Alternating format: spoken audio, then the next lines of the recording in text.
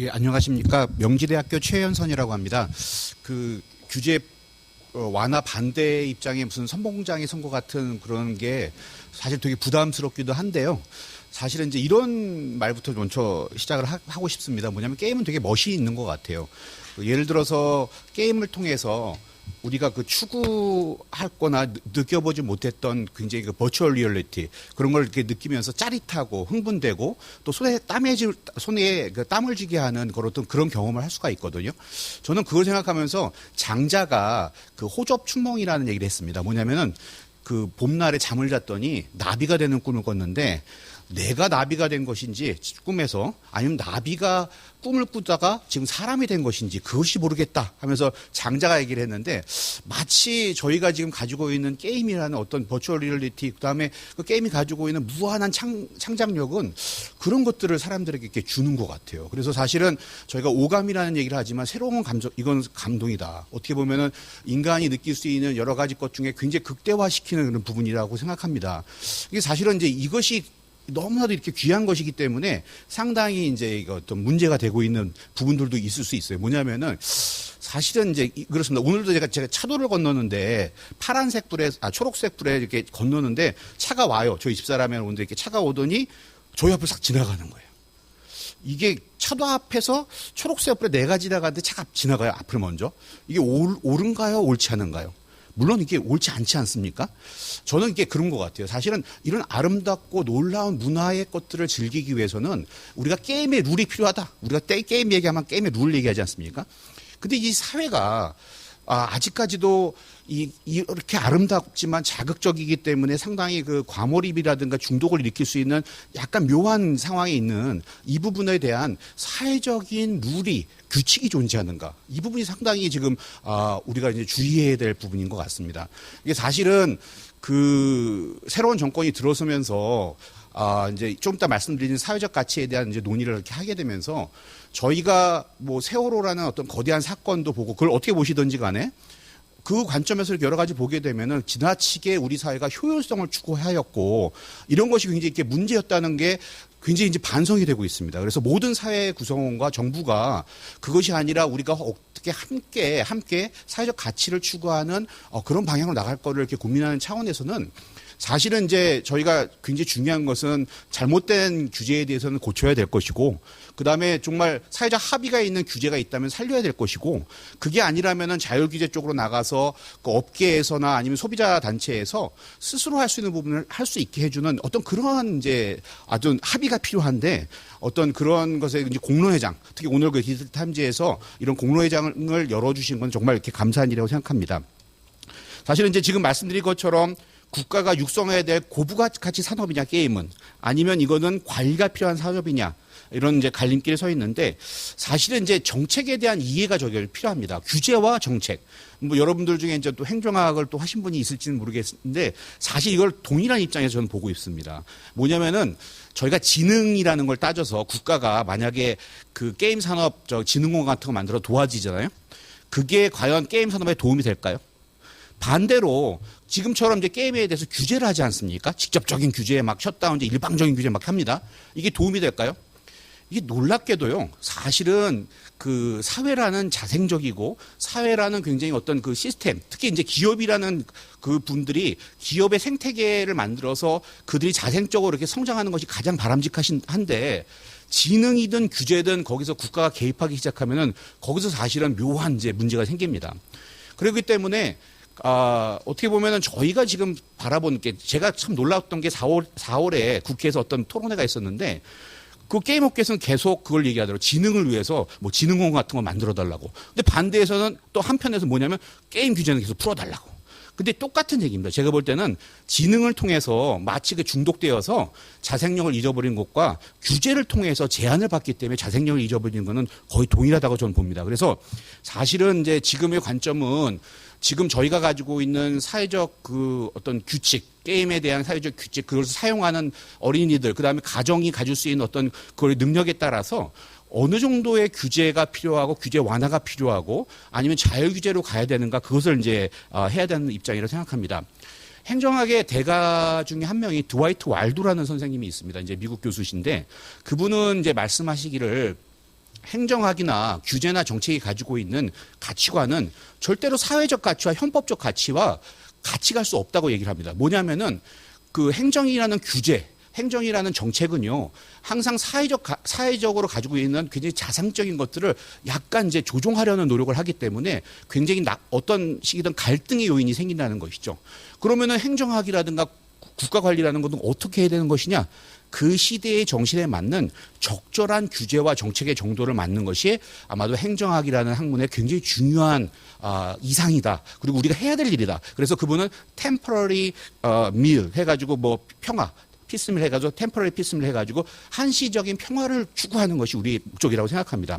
그래서 사실은 이제 이 자리에서 저는 이런 공로회장 또 끝장 토론 그다음에 이제 저도 아까 김병관 의원님 말씀하신 것처럼 이 자리에 또 여가부가 오지 않은 게 너무 좀 안쓰럽긴 한데 이런 자리에서 또 자주 이런 걸 열어서 그런 것들을 이렇게 만들어야 되는 이제 시기라고 생각합니다.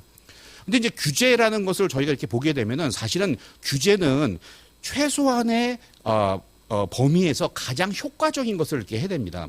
이제 그런 면에서는 이제 셧다운 제도가 갖는 좀 이따 더 말씀드리겠지만 그 최소한의 원칙과 이걸 통해서 효과적인 효과를 얻어내냐 이거에 대해서는 우리가 좀 더 여러 가지 의논을 해야 될 필요가 있는 것 같습니다.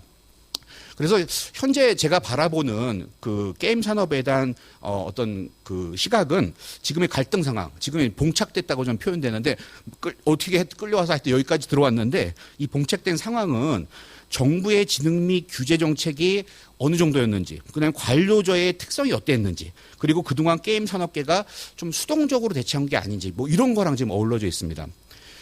관료제에 대해서도 한 말씀 드릴 수밖에 없는데요.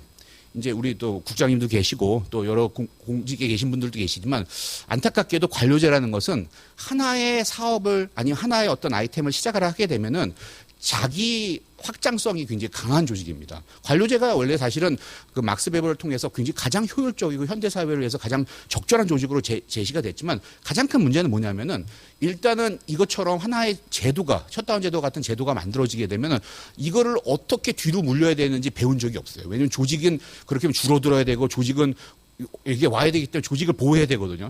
상당히 이게 쉽지 않은 문제입니다. 그래서 그 여러 가지 논의 중에서 여러 가지 법들에 대한 얘기가 막 나오지만 가장 중요한 것은 이제 관료 쪽에서도 이제 정부 쪽에서도 어떤 그런 부처 이기적인 사고를 벌일 수가 있는가. 그걸 통해서 산업계의 의견과 소비자의 의견을 또 학계의 또 연구 결과들을 잘 들어서 좀 힘들지만 관료제 입장에서 굉장히 힘든 얘기지만 그 조정이 가능한가 이런 부분도 좀 있습니다.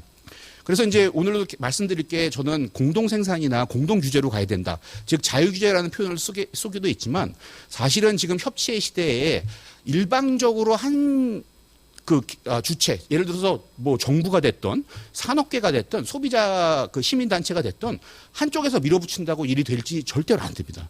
우리가 봤지 않습니까? 여태 일이 안 되는 이유가 뭐고 우리 또 김병관 의원 저기 지금 이제 우리 국회의원으로 계시지만 또 국회의원들에 대해서 저희가 약간 컴플레인하는 그런 것도 보면은 서로의 또 뭐 입장을 그렇게 놓지 않고 서로 이렇게 붙는 그런 거 있지 않습니까?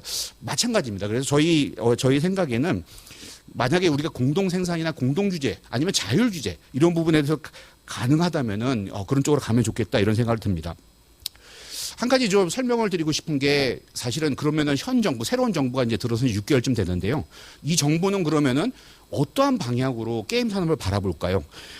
제가 이제 준비한 이제 거기에는 나와 있는데 문재인 정부는 국민의 나라 정의로운 대한민국이라는 국가 비전을 제시하면서요.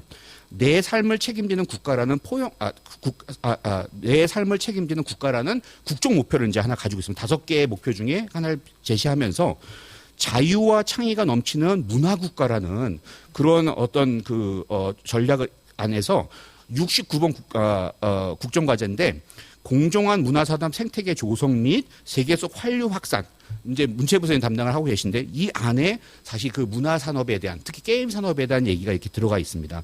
그래서 문재인 정부가 지금 새로운 정부가 강조하는 게 뭐냐면은 건전한 게임 산업의 생태계 조성을 통해 자유와 창의가 넘치는 게임 산업을 육성하는 것이 어떻게 보면 이 정부가 가지고 있는 굉장히 기본적인 아이디어인 것 같습니다. 가장 중요한 것은 자유롭게 또 창의력을 발휘하면서 게임 산업이 성장할 수 있는 게 가장 좋아요. 근데 그 전제 조건은 뭐냐면은 사실은 건전한 또 공정한이라는 의미에 있습니다. 그 사실은 이제 그 오늘 논의에서도 먼저 말씀하신 선생님들께서 게임은 문화이다 이런 표현을 많이 썼는데 아직까지도 어떻게 보면 일부 시각은 게임을 굉장히 기술적인 측면으로 보는 경우가 있는 것 같아요. 그래서 산업적인 측면을 보게 있는데 되게 그렇지 않고 이게 되게 사회 융합적인 부분이기 때문에 그 안에는 사회적 가치가 있을 수밖에 없어요. 마치 이제 조금 이따 이제 설명드릴 사회적 가치를 설명드리면 이게 게임 산업이랑 관련이 있을까 이렇게 생각이 들 수가 있는데 계속 저희가 주장하는 게 뭡니까? 게임은 놀이이고 문화이다. 즉 사회적인 굉장히 중요한 요소거든요. 그렇기 때문에 그 안에는 사회적 가치라는 부분이 분명히 녹아들 수가 있고 그것이 발휘돼야 된다. 어떻게 보면은 이제 그 현 정부가 생각하는 어떤 그런 부분에는 이러한 부분들이 좀 있는 것 같아요. 그리고 이제 그 안에 구체적인 내용 중에는 민관 합동 게임 규제 개선 협의체 뭐 이런 표현을 쓰고 있는데 왜 그런 것이 활성화되고 잘 되지 않는가 이런 데에 대한 질문을 던집니다.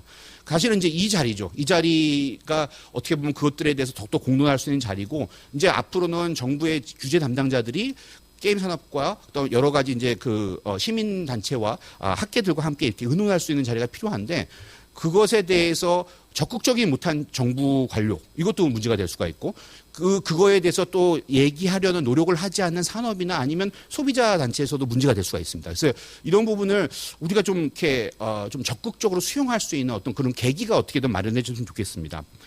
사회적 가치가 무엇일까 또 현 정부에 생각하는 게 무엇일까 이렇게 생각해 볼 수가 있는데요. 제가 이제 그 김경수 의원께서 물론 통과된 법은 아닌데 대표 발의한 공공기관 사회적 가치 실현에 관한 기본 법안이라는 게 있습니다. 그래서 그 앞에 서문을 잠깐 읽어드리겠습니다. 지금까지 세계 경제를 이끌어왔던 신자유주의 성장 전략은 심각한 양극화와 불평등을 초래했을 뿐 아니라 성장도 더 이상 불가능함을 증명하고 있다. 대다수 국민이 체험하는 삶의 불안은 더욱 커지고 있으며 사회 통합을 유지하는 데도 한계에 봉착하고 있다. 세월호 참사는 사람의 생명과 안전보다 이윤을 앞세웠던 우리 사회의 민낯을 직시하게 하고 이제는 이윤과 효율이 아니라 사람의 가치, 공동체의 가치를 지향하도록 국가 시스템을 바꿔야 할 때임을 우리가 이해할 수 있다. 이렇게 얘기를 하고 있습니다. 그리고 그 안에는 12개의 구체적인 사회적 가치를 좀 설명하고 있습니다. 물론 약간 모순되는 부분도 있어요. 이게 법이 이렇게 잘 만들어 보면 아닌데 선언적인 법이기 때문에. 근데 이제 이슈는 뭐냐면은 저는 그런 생각도 아까 발표하신 선생님께서 아들이 계신데 아들을 책임질 수 있는 건 우리 가정밖에 없다. 저도 이제 어린애 하나 조그만 애 하나 있는데 초등학교 1학년 때 하나가 있는데 얘가 벌써 뭐 이렇게 게임을 하다 보면 약간의 이제 빠져든 게 성격이 필요해요. 그러면 아빠나 엄마가 나서서 어떤 역할을 해야 되는 거는 맞지 않습니까? 근데 이런 것들이 만약에 제대로 이루어지지 않는 어떤 가정에 대해서 어떻게 우리가 같이 이렇게 해야 될까? 이런 부분들을 이제 고민하자는 거죠. 그래서 예를 들면은 이런 부분은 게임 업계가 있어요. 굉장히 좀 11조 정도의 성장을 이뤘어요. 뭐 NC도 있고 넥슨도 있지 않습니까? 근데 거기서 만약에 그 직장에 계신 종업원들에게 같이 이제 그 일하시는 분들에게 육아에 대해서 적극적으로 도움을 주고 있는가? 이게 사실 우리가 생각하는 사회적 가치고요. 똑같은 입장에서 자기 직원들의 아이들의 육아를 위해서 회사가 신경 써주는 건 굉장히 좋은 일 아닙니까? 똑같이 우리 이웃에 있는 아이들이 게임을 했어요. NC에 게임을 했고 넥슨에 게임을 했어요. 근데 거기에 약간의 부작용이 생겼다는 거예요. 이게 남의 일이라고 이렇게 바라보는 입장이라면 그게 되게 자본주의적인 사고긴 한데 그래도 남의 일이긴 맞죠. 그러나 그것이 아니라 내가 그걸 게임을 만든 회사로서 또 그걸 만든 기술자로서 이런 것에 대해서 같이 조금 좀 책임감을 느낄 수 있는 이런 부분을 좀 이렇게 사실은 이제 생각할 수 있냐 이런 이제 퀘스천을 던질 수 있는 거죠. 제가 이제 사회적 가치가 약간 적용되고 그걸 이렇게 가지고 있는 생태계 조성이라는 게임 산업의 생태계라는 말씀을 드리는데 여러분 그 생태계라는 것은 어떻게 보면은 거기에는 포식자도 있고요. 약자도 있어요. 이제 잡혀먹는 사람들도 있고 그 안에는 어떻게 보면은 이제 그 공급하는 것도 있고 그걸 받는 사람도 있지 않습니까? 근데 중요한 거는 만약에 그 생태계의 세상에 강자들만 존재한다. 그러면 어떻게 될까요? 그 생태계는 적정하게 이렇게 어떻게 유지가 될까요? 절대로 그렇지 않아요. 그러니까 강한 기업, 큰 기업들이 게임 산업에만 살아남았다. 이거는 생태계에 약간 모순이 생긴 거죠. 사실은 이제 이 여태껏 규제에 지금도 이제 이 회장님께서 말씀하신 것 중에 되게 어렵고 참 이 부분은 어떻게 해결해야 된다는 문제 중에 하나는 중소기업들이 굉장히 타깃이 됐다는 것이죠. 그 현대인저가 만들었을 때 그것을 대응할 수 있는 온라인 시스템을 만들기 위해서는 상당히 비용이 필요한데 큰 기업들은 그걸 다 피할 수가 있지만 작은 기업들은 그게 됐고 타깃이 됐고 그렇기 때문에 그 성장세가 계속 지속하지 못하는 것은 그 후에 개발되는 중소기업들이 사실은 이제 성공의 신화를 더 만들 수가 없는 거죠. 사실은 구조화가 굉장히 더 강력하게 되고 생태계가 이제 더욱더 무너지는 이제 효과를 냈다는 것이죠. 그래서 이제 어떻게 보면은 그런 생태계를 어떻게 이제 재건하느냐가 우리에게 굉장히 중요한 이제 문제라고 생각합니다. 또 좀 전에 말씀드렸던 그럼 자율규제와 공동생산은 우리가 어떻게 생각해야 되는가? 사실은 이제 그 게임 업계에서 일부 그 자율규제를 이미 했다고 이렇게 말씀하셨지만 사실은 거기엔 저는 좀 아쉬움이 있습니다. 뭐냐면은 그 자율규제라는 것은 사실은 스스로가 이제 모여서 어떤 기준을 설정하고 그 자기들이 모여 있는 멤버들에게 그것들에 대해서 이제 설득하고 그것을 유지할 수 있는 그걸 해줘야 되는데 사실은 이제 선언적인 의미는 끝났지만 그것을 위한 어떤 지속적인 관리의 방안이라든가 그걸 여태 해온 적은 별로 없었던 것 같아요. 예를 들어서 이제 지금도 이제 이용한도에 대해서 뭐 김명관 의원이나 이 회장님께서도 계속 말씀하셨지만 사실 모순이 있어요. 사실 이제 어떻게 보면은 저희가 생각할 때도 여러 가지 모순이 있지만 그렇다면 게임 산업에서 그 게임 산업계에서 그것에 대해 지속성에 대해서 분명하게 소비자들에게 어느 정도 이렇게 제시가 될 수 있다면은 아마도 어떤 공동 규제나 공동 생산에 대해서 이렇게 제대로 할 수 있지 않을까 이런 생각이 듭니다.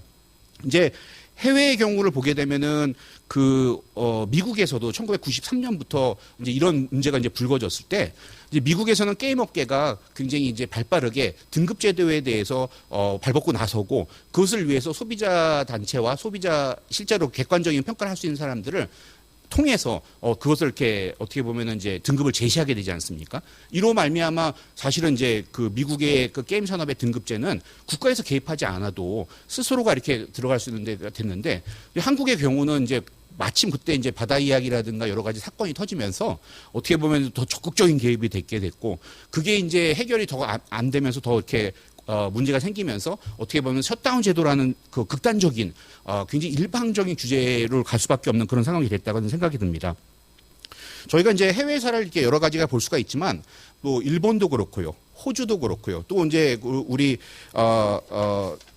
위원님께서 이 회장님께서 얘기해 주신 여러 가지 사례 보게 되면은 저희가 가지고 있는 특성이 지금 굉장히 존재하고 있어요. 그래서 이 규제에 대해서 과연 앞으로 이제 어떻게 해야 될 건가에 대해서 상당히 이제 저희가 이제 접근해야 될 부분이 많다고 생각됩니다. 어쨌거나 저 개인적인 견해이기도 하고 얼마 전에 저희 그 행정학회에서 한국행정학회에서 이 관련돼서 세미나를 진행했습니다. 그래서 그 세미나를 통해서 저희가 얻은 것은 어떻게 보면 일방적인 셧다운 제도는 조금 개선이 필요하지만 그걸 하기 위해서도 공로회장이 더 만들어지고 그에 적절한 자율규제라든가 합의가 좀 필요한 상황이다 생각됩니다. 그래서 오늘 이 자리에서 이따 또 토론을 하면서 저희가 또 여러 가지 것을 나눌 수 있는 시간이 됐으면 되겠습니다. 이상 마치도록 하겠습니다. 네.